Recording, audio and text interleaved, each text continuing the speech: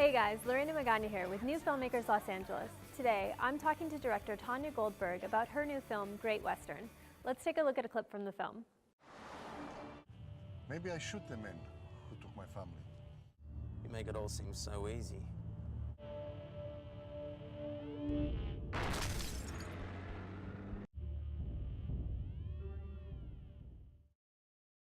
Why don't you give our viewers a brief synopsis of your film? Great Western is a story about two strangers in a seemingly random situation. We've got a taxi driver who's an Iraqi immigrant and a young professional, typically Australian male that he gets in the cab in the middle of downtown Sydney and asks for a destination in the outer western suburbs.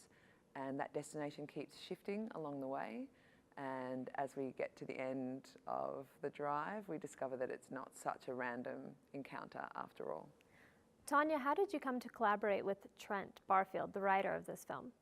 Well, our collaboration happened in an unusual way. Well, maybe it's not that unusual. We fell in love.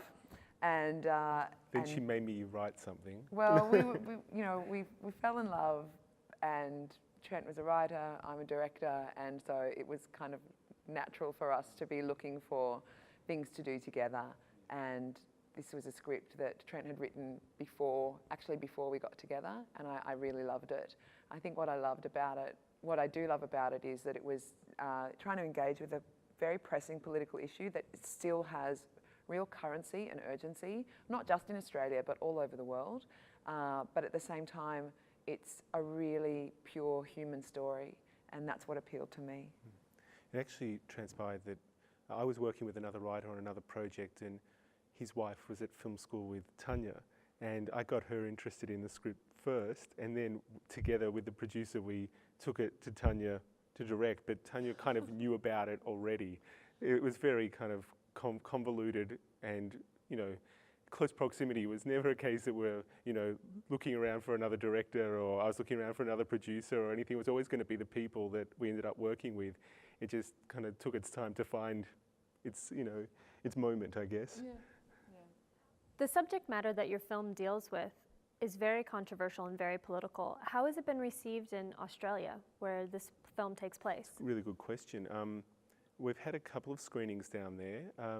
The first time, I think, it was, what would you say, a little stunned? Yeah, I think people were kind of shocked by it. Yeah. Also because as a film, it's trying to do something with a short film that not a lot of short films do. It's actually trying to tell quite a complex and large story, rather than just kind of be like a one-trick pony sort of, I mean, there is a trick and there is a twist in this.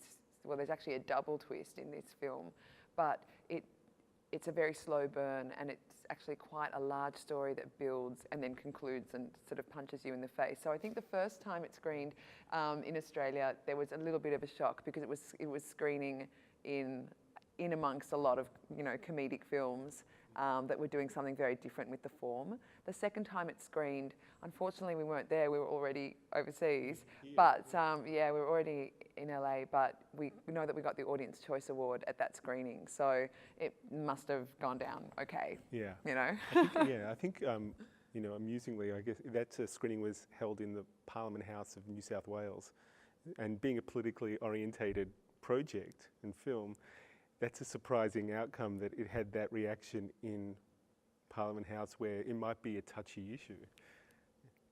What was it like working with the two actors in this film?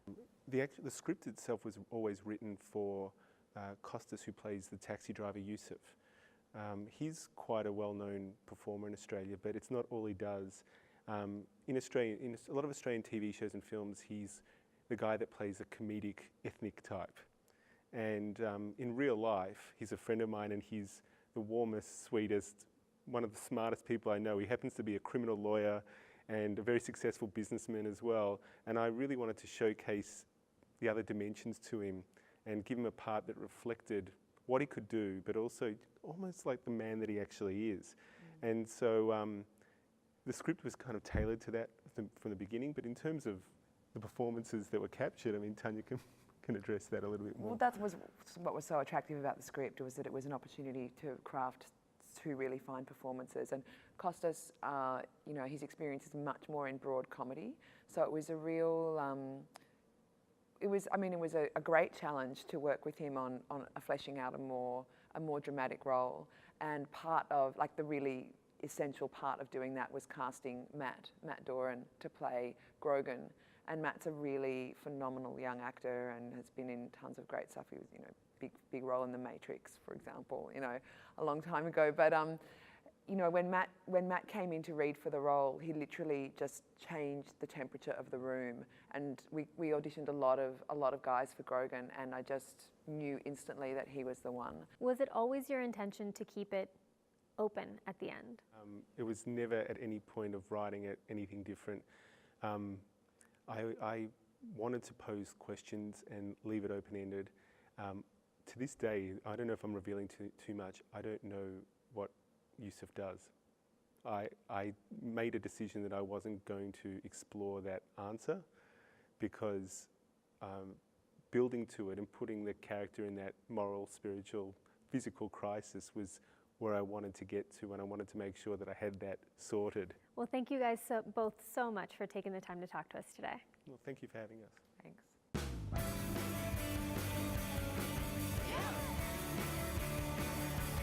Time's over.